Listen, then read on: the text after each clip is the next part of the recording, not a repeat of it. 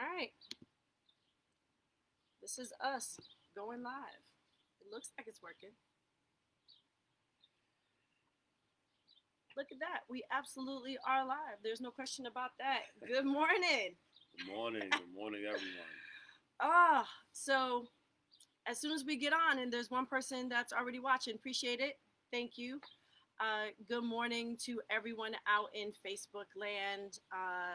This is the Monday morning, all of us Facebook Live. Every morning, every Monday morning, because what, not every morning, I'm just kidding. Every Monday morning, we will go live and have a conversation on a different topic. Today, we are going to talk about whiteness, anti-blackness, respectability, and violence. We had already announced that we were going to talk about whiteness, anti-blackness, and respectability, but with everything that is going on, let me know if the volume is better. We'll just move a little bit closer. With everything that's going on, we know that we need to talk about violence as well, violence in our communities. But we have to have a conversation about anti-blackness, whiteness, and respectability with the work that's been happening with community members being really vocal and really direct about what they want, and elected representatives and city officials pretending like they don't hear them. Yeah. And the thing about that is that that's a time-worn tactic, right? So we've seen the same thing throughout history, throughout any movement. There's always been this idea that, for our elected officials, that we're going to deal with folks the way we want to deal with them. So forget the fact that we've had hundreds of people come out, thousands of people come out in our area, some things that have never happened in this community before. We can't hear that because what? We're not respectable enough. We're not respectable. We're yelling too much. We're too loud. I cuss a lot. Cursing. Yeah. I cuss a lot. That's the idea of respectability. Like, there's a lot of pain, anguish, sorrow, fear, frustration that has been going on in our community for generations. For all of my lifetime, there's been a particular dynamic in Schenectady that has existed that I didn't think I could even control, contain, or change, right? We're at a point right now that we've never seen here that we're going to make change happen, and the community is standing up, making their voices heard, and demanding that change to happen. But our elected officials are still stuck and rooted in yesterday. It's not even yesterday. But you talk about the generations, and I know how much you love history, so I'm going to take it way back. Take it back. I'm going to take it way back. When we're talking about whiteness, remember that is a construct that was created. It's not real. It's not based on science. It's fake.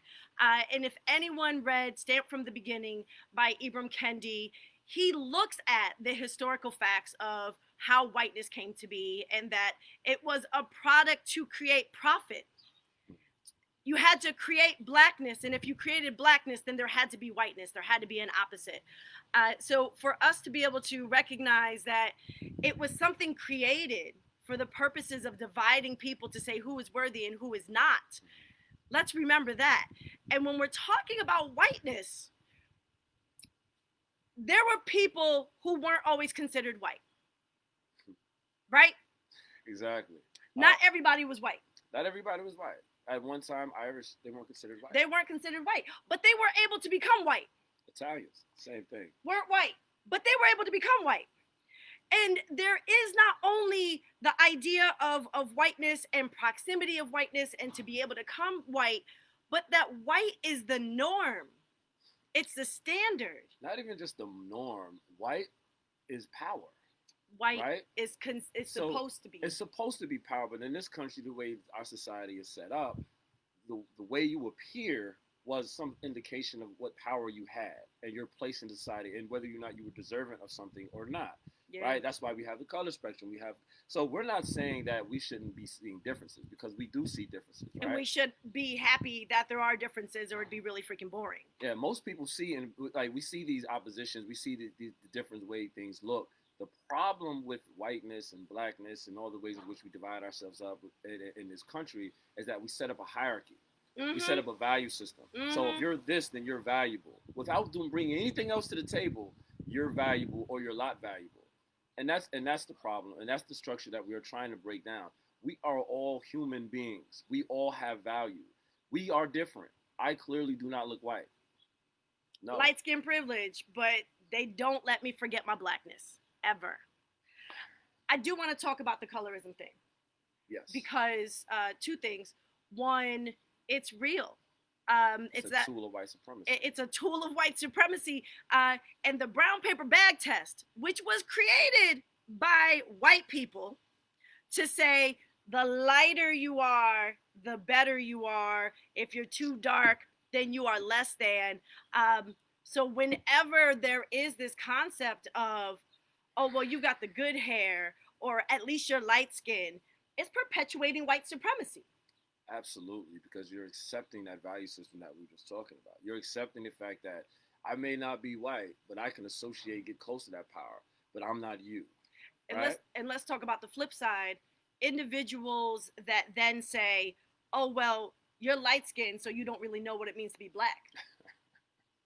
Yeah, that's another form of colorism, because now you're saying, wait a minute, even though I know you have some blackness in you, you're privileged, so now I'm not gonna like you just because what? Yeah, it's using the tools of the oppressor to continue to divide us. Yes. Even though it was created to divide us, and now they're dividing us by saying, well, I want to check your blackness, or like, don't forget your privilege. But it's the same kind of meritless value system that we're talking about when we're just talking about white supremacy.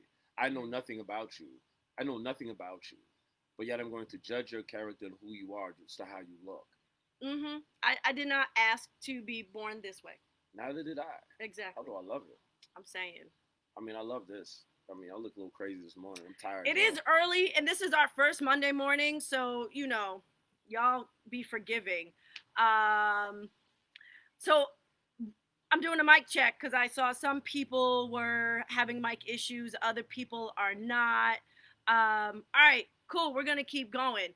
So whiteness being the norm, and if you're not white, then you somehow are degrees of separation away from whiteness, which dismisses any other culture, ethnicity, or race, which race also is not scientific, but it is real.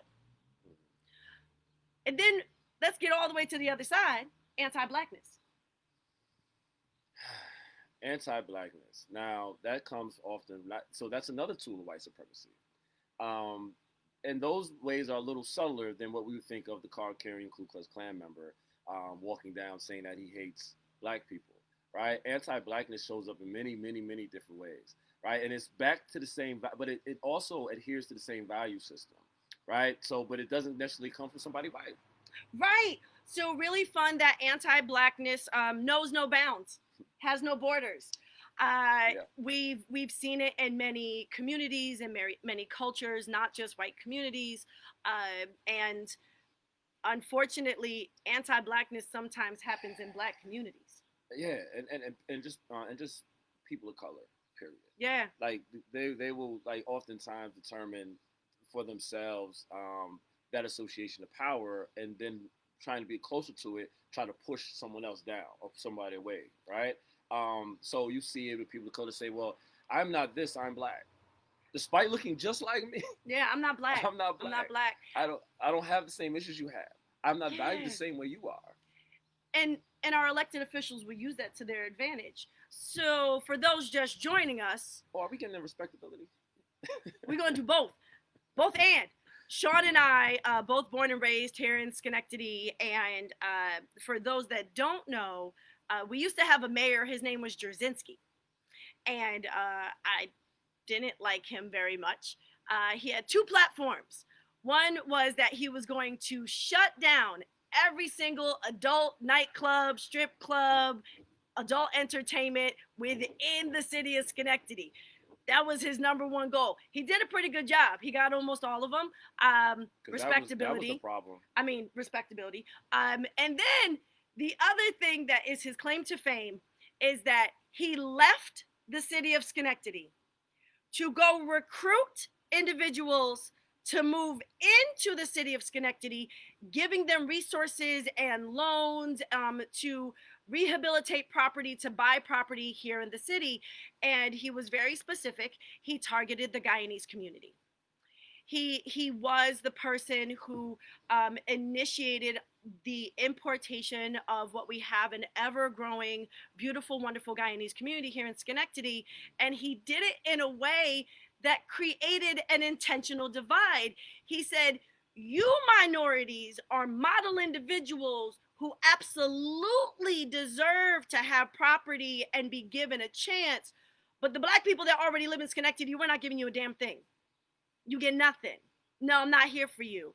So while further alienating the black community and perpetuating the poverty that we were all living in, he then created a divide between people of color where he said, you are the good people of color. You're not like those people.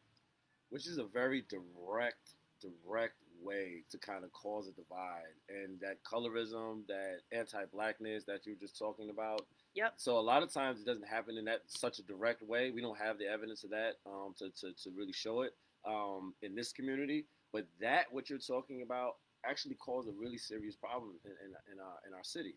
And this is not to say, so first of all, Guyana, my Guyanese people, beautiful people, like Jamaica just said, love you. This isn't about you so much. No. This is about white supremacy. Indeed. This is about the way it works and the way it shows up in our communities. And this is the conversation that we need to have. Because there's this idea that is generations old, that because if you're not black, if you're somehow a little bit different, that you are somehow better. Yeah. That's been perpetuated in this way with Jazinski's move to actually to begin this kind of transition for folks from Guyana to Schenectady, and then to leave the city, leave the folks that are already here in the same kind of abject poverty, many of them were. And despite all the moves that he made, Schenectady is still a very, very poor city. Yeah. As a matter of fact, under our current Mayor Gary McCarthy, who everyone knows I'm not a fan of, our level of poverty has increased. Our level of homelessness has increased.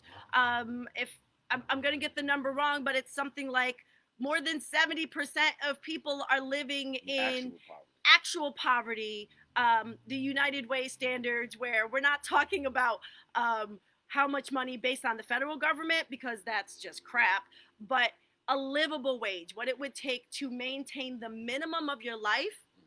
More than 70% of the residents in the city of Schenectady are not able to do that.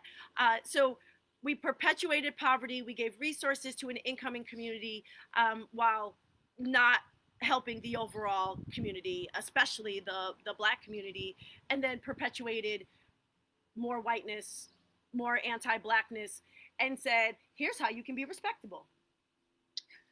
Yeah, and another issue that he has, I just want to just bring it up because I don't know if people are aware. I know you see all the construction happening around the community. There was a $20 million contract recently in Schenectady to build housing, to build affordable housing. In a city that has 70+% actual poverty rate, $20 million contract, that's a lot of jobs.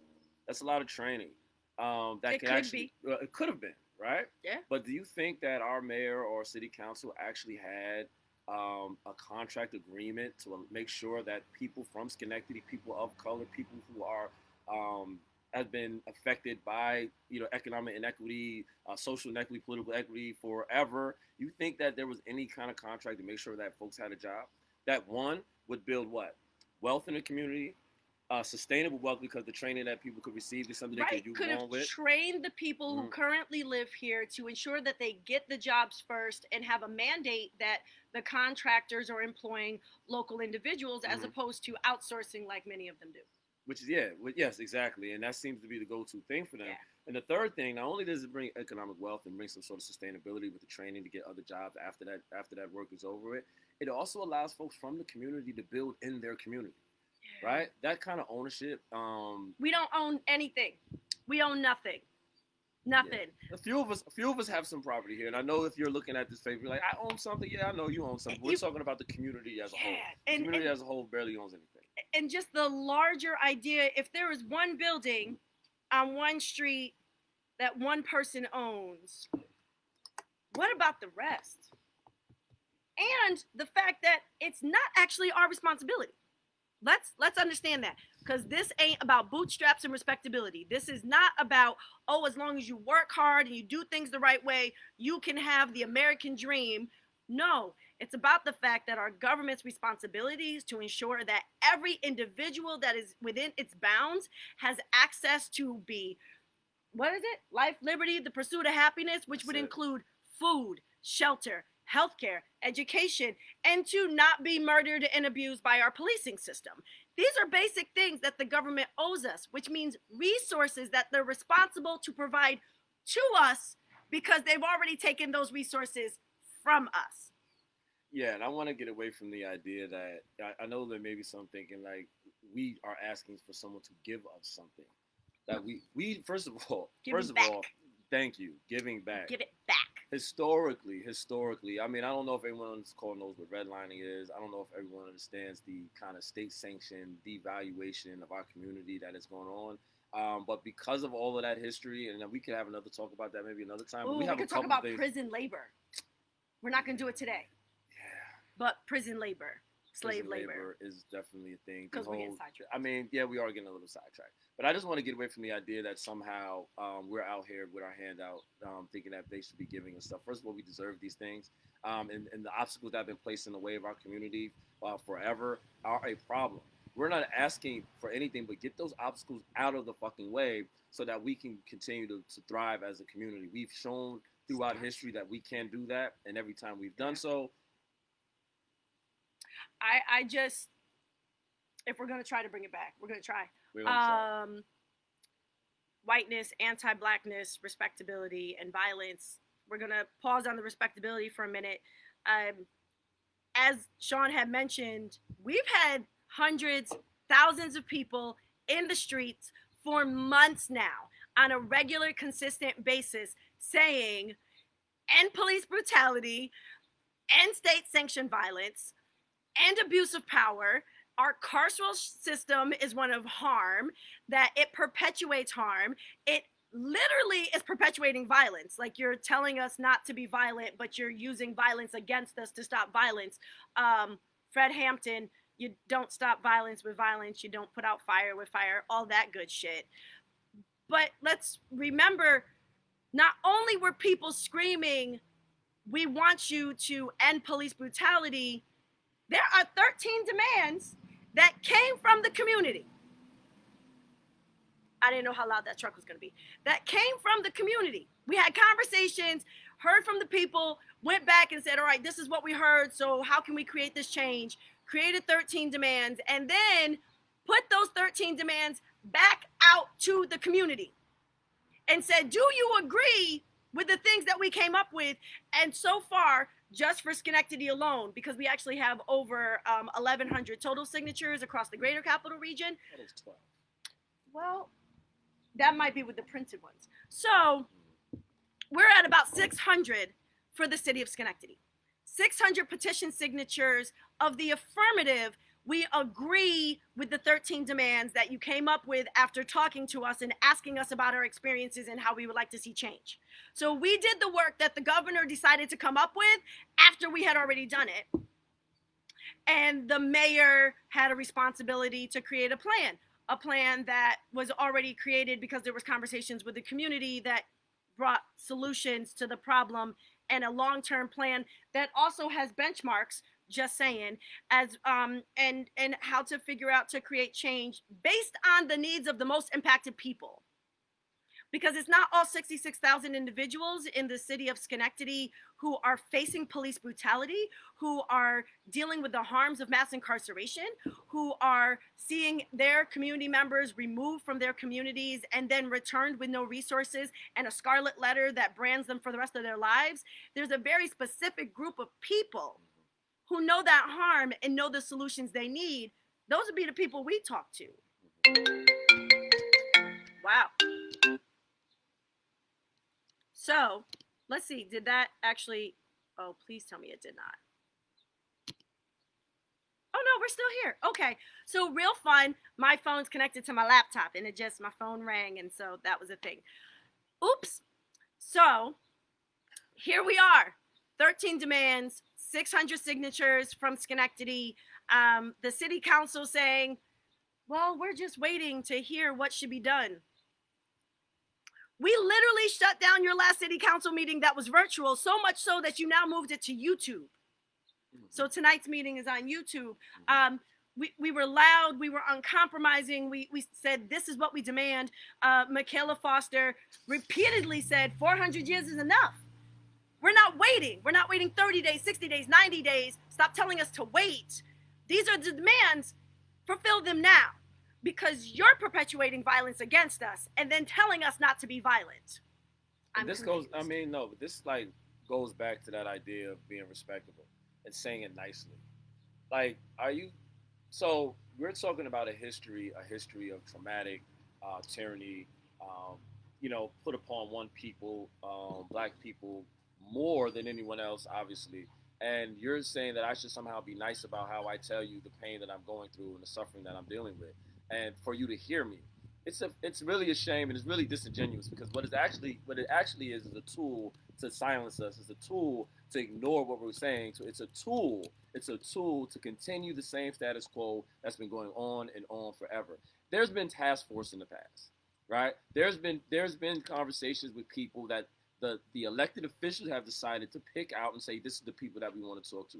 This is not anything new, right? The moment, this 2020, but this thing can happen in 2000 and in the 90s and in the 80s. At some point, we'll always have these conversations. If we continue to allow elected officials to figure out, to pick who they want to talk to about these issues, we're going to continue to get the same thing we've always gotten. This is my idea. This is, once again, I always say this thing about getting uncomfortable and doing things differently. We cannot continue to do the same thing we've been doing. Right? We cannot do it in our own personal lives, and we can't allow our elected officials to do it on their public forum. You cannot continue to do the same thing because we've only gotten the same results over time. This has to change.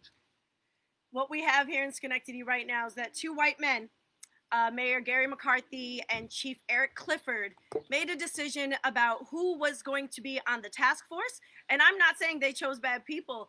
No. We actually, we love the ones we know. There are some that I don't know who they are, but they made that decision in a silo by themselves.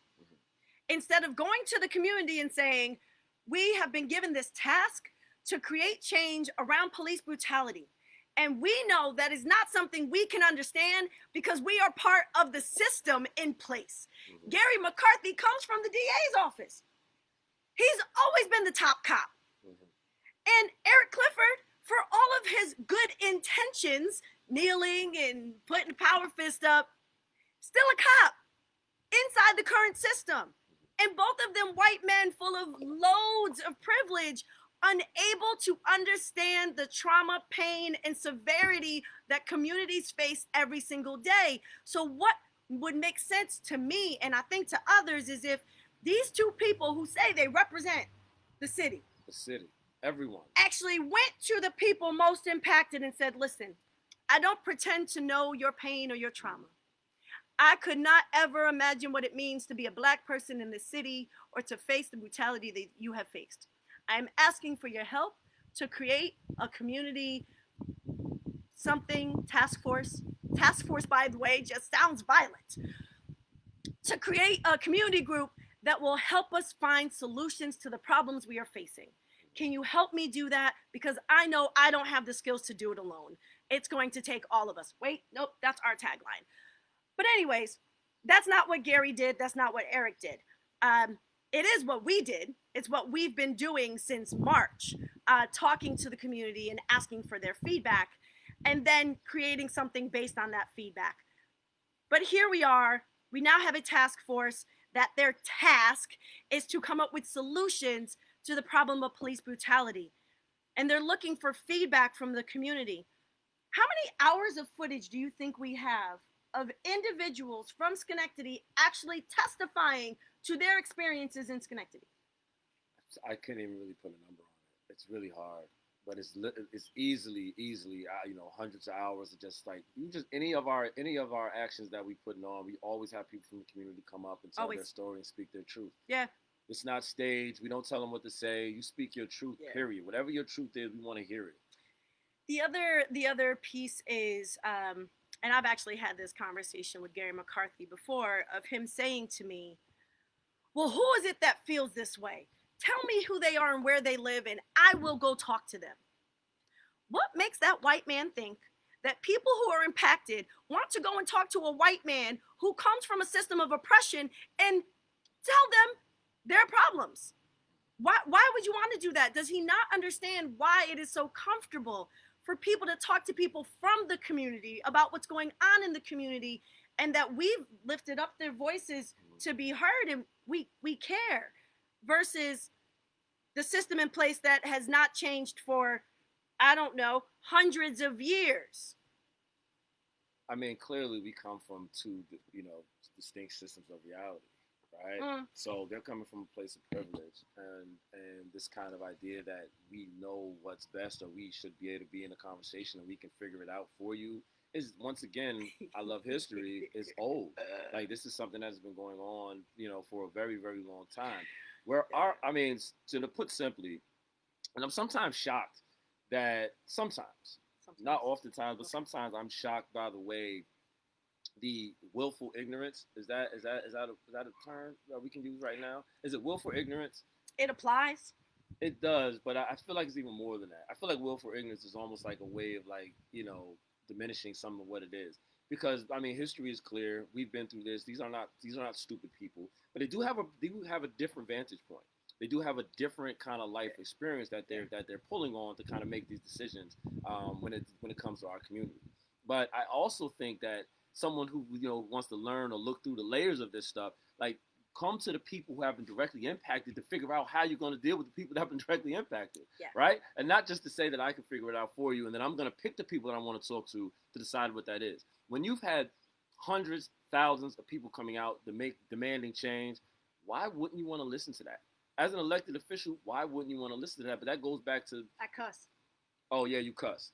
Oh, yeah, that's what they said. Oh, you cuss. No, literally. Cuss. I'm not listening to Jamaica, her potty mouth. She's cussing. She cussed. She's disrespectful. But isn't it Michaela disrespectful? cusses too. Yeah, but isn't it disrespectful to not have our schools fully funded? Isn't it disrespectful to incarcerate the race that we do? Isn't it disrespectful to police these communities the way they've been policed? Isn't it disrespectful to ignore the voices of the communities that have been directly impacted by every sort of inequity that you can think of? That was political, social, economic, health care, like every metric that we have currently to actually determine quality of life in this country. African Americans, people of color, Black, often find themselves at the bottom of that. Right? And there's a reason for that. This is not from happenstance. It's not something essential about Black people or people of color that they're just different. No, that's the systemic racism. That's the systemic white supremacy. That is the lack of opportunity. That is all those things that I'm talking about. All of that is disrespectful. Intentionally so. Intentionally so. That's the value system and structure that we have. That's the stuff we're trying to tear down. Not bringing us to the table, not bringing the community's voices to the table is a problem. We do recognize that something that I think that our elected officials don't recognize is that Blackness is not a monolith, and people of color are not a monolith. We are individuals the same way white people are individuals when they have transgressions, or when they do something wrong, or they break the law and those types of things. We are individuals, and we are multicultural, multi-ethnic. We cover a variety of ideologies and experiences and knowledge. And we need to, one, recognize that, and two, look for, one, the intersectionalities. I say this very often. I don't wake up a woman sometimes and Black other times. I am a Black woman. You can't separate them. We also need to recognize that even for Black people and white and people of color, we were all raised in a society based on patriarchal, heteronormative white supremacy that tells us these are the ways you are to act. This is what is acceptable. This is what you should be working toward. And why wouldn't people believe what they're told time and time and time again? Well, no, this is just the way it is. This is what I'm supposed to do. Being gay is an abomination and it's against God. I'm a woman of faith. No, it's not. That's bullshit. As well as all of the other nonsense. Well, if you wear your pants hanging low, you're just showing your ass, and how is that respectable? Wearing a button-up shirt don't make you any more respectable than wearing a t-shirt. Or, well, they are so well-spoken. Did you hear how articulate they were? As if When I am speaking one way, it makes me smarter or sound smarter than when I'm talking to my friends and we're talking about, yo, did you hear what happened the other day? And that wasn't even messed up. I'm not even trying to play that with you. I said the same thing as, did you hear what she said? I don't believe any of what was heard. And I think that we should do something else. My level of intelligence did not change in either of those phrases. And the idea that we should only listen to the Black people and people of color who have lived in the Kool-Aid and are drinking it and bathing it and saying, pull yourself up by your bootstraps, anybody can be great in America. They have not yet seen the systems and structures that intend to oppress us every single day, because Oprah being a millionaire and Obama being president does not mean we've ended racism and all forms of exploitation and oppression. So those hoops that you're talking about are part of the systems and structures, and those successes that you're talking about are individuals, right? And that's a very, very different thing. And maybe this is a good segue into talking about the violence in our communities. Yeah, because we don't want to leave this video. We're going to spend maybe another 8 minutes talking, and I think that we should dedicate one video, even if it's either midweek or next week, talking specifically about violence. But it is something we're facing in our communities locally. And I had mentioned this earlier.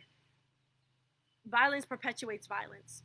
This idea of sending armed policemen with guns and tasers and pepper spray into every situation inside our communities to somehow solve the problems we have is not helpful. It's not at all. I don't know if people actually hear that thing ringing when it happens, but we're just going to keep going. Sending violence into to create solutions is not creating solutions. What you're doing is perpetuating violence. And you've told our young people, especially in our communities, that the way to handle a problem is through violence. What do we put on the TV about how we've bombed all of these other countries and we're winning the war on drugs? Let's not even go there. Or that you should be locked in cages. You're telling people that they're less than human, and that you should use physical violence against them to create change. And then you are surprised and appalled when there's violence in our communities for people trying to simply survive and make it through in a world that tells them violence is the way to exist. So our fight against the systems and structures, our fight against the systems and structures, I think, is the same fight that people on the ground are trying to end violence in our communities. It's just where our approach to systems and structures is trying to make sure that we create, we actually not create, we dismantle the system and structure that actually created the conditions in which our people are existing. So we are operating oftentimes in the communities that have been impoverished intentionally, right? So we are trying to change that. Now, that's a macro level thing. That's a much bigger lift, right? And it's a much slower process. And it's not the direct work that people are doing on the ground, although I'm definitely willing to do that. But we've had 4 shootings in Schenectady on Sunday. We've had other shootings throughout the year. I know a young brother, Dwayne Todman, was murdered in Schenectady. He was a young artist. I heard about him through Will Rivas on his page. Like, he was a very, very, I didn't know him personally, but he was from here, and he was a very special individual that was killed out in these streets. And that pains, I think, the entire community. And this is something that has been happening time and time and time again. Our fight to change the systems and structures that actually created those conditions, I think, is an important one. But this isn't an either or conversation. This isn't, we're going to change the systems and structures and we're going to ignore, like, that direct work that you guys are doing on the street isn't going to work. Or we're going to do the direct work. That system and structure thing is not something that we should be able to deal with because we got to get on the ground. We got to get people to change their behaviors, and we got to do that. No, there are many organizations in this fight. All right, for Black lives, this fight for bring equity to our community, our fight to bring fairness, justice, liberty to everyone in our community. There's many ways to address it. We need to be supporting one another in these and trying to make these changes happen and demand these changes happen. And I will be out there on the ground with anyone in the community trying to make change. And I expect, if I'm doing that, I would hope that in our fight on fighting the system and structures, that folks will come out and support that as well. It's important. We have to come at this as many ways as possible because it isn't just so the violence that we see in our community, the violence that we see from police brutality, those are outgrowths from much deeper and entrenched ills, right? White supremacy has many, many, many, many, many heads, many legs, many arms. It's going to take all of us coming together. Yeah, it's going to take all of us coming together to make this change happen. There isn't just one way to go about doing this. And I would support anyone out in the streets trying to make change happen in our community. Period, point blank. Believe that. My number, all our number, our email address, whatever, you shoot it out. I'll reach out to you, whatever it takes. We need to make this thing happen. We need to stop. I think this kind of idea that it's an either or thing. It's a what? Not. It's a both and. Yes. I'm claiming that I created that phrase. Shawn doesn't believe me. No, Shawn thinks that he did. But I don't know. I think that I can go back like 5 years and find when the first time was I said it. It is both and. We need direct service on the ground, talking to young people and people in our communities overall about why they are doing the things they're doing and helping them to unpack that trauma and pain and whiteness.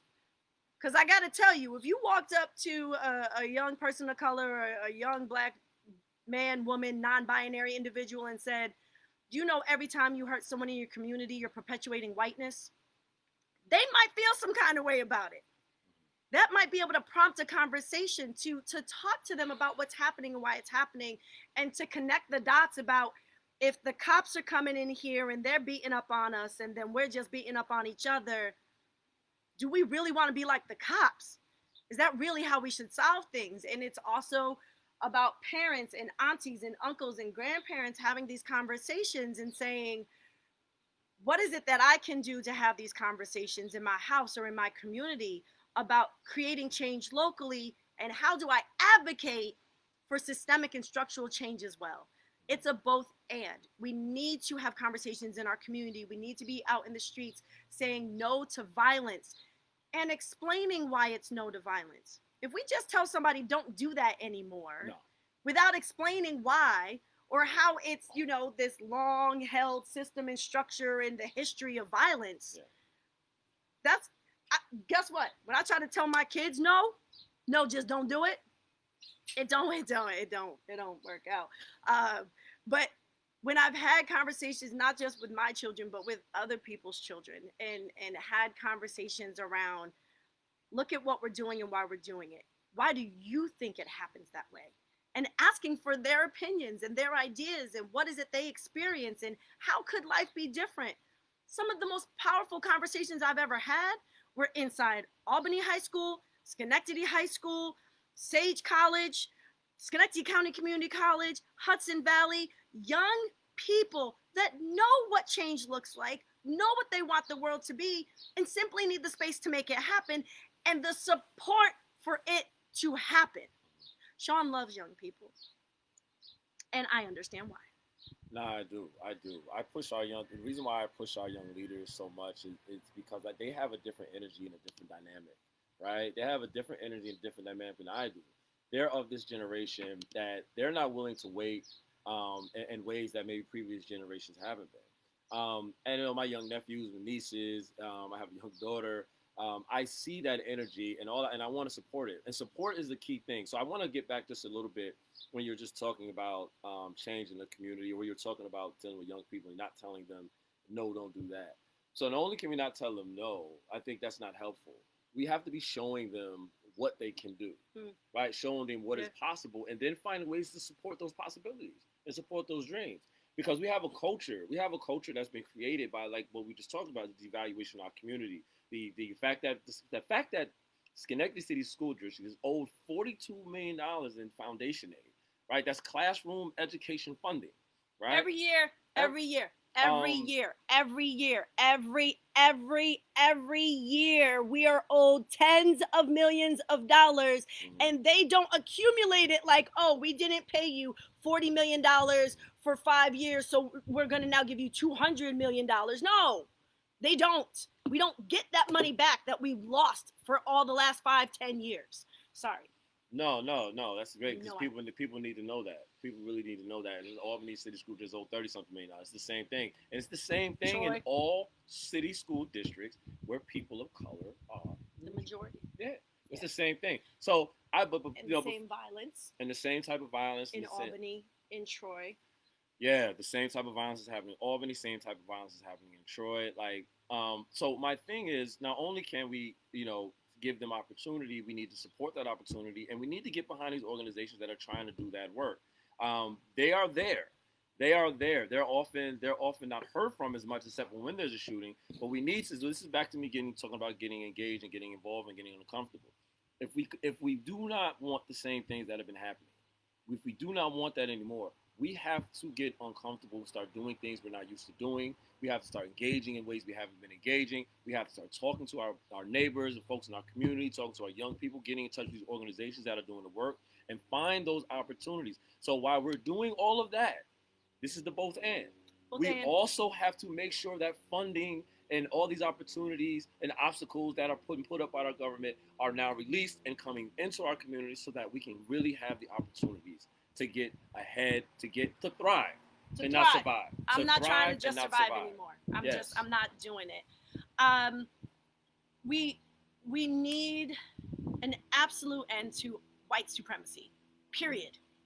No longer can whiteness be the standard that is, nude band-aids mean white band-aids, or that nude stockings are white stockings, which we've seen some change. Truck. We've seen some of those changes of capitalism realizing they could make more money if they have a wider variety of what the skin tone looks like on bandages and those types of things. We also need to actively fight against anti-blackness, and we need to all be anti-racist. You can't just not be racist. You must be anti-racist. These are things that have to happen. Shawn says it all the time. Be uncomfortable, lean into that discomfort. Don't let people prioritize respectability over experience, or to tell us that there is one way for us to behave and to look and to act in order to be heard. Yeah. When they say these are the only people that are going to sit at the table, go and take the whole damn table. That's what we do. Yeah, I just want to be clear to this idea of respectability. Like, I didn't come to this work as a professional, right? I've said this. I think if anyone on the call has heard me say this before, I'm not a professional. I'm not a practitioner. I'm not an academic. He reads a lot, though. I do read a lot, and I love history. But I came to this work because I understand that my life, my family's life, my friends, my loved ones, my community's life, we're all caught up in this fight. And this fight has many different heads. It's a monster that many heads, I think it's called the Hydra. I don't know, but every time you say it, it's so ugly, and it's really descriptive, and I appreciate it because I feel like it fits. Yeah, I think so. It's so ugly. And there's so many different ways that we have to attack and address it.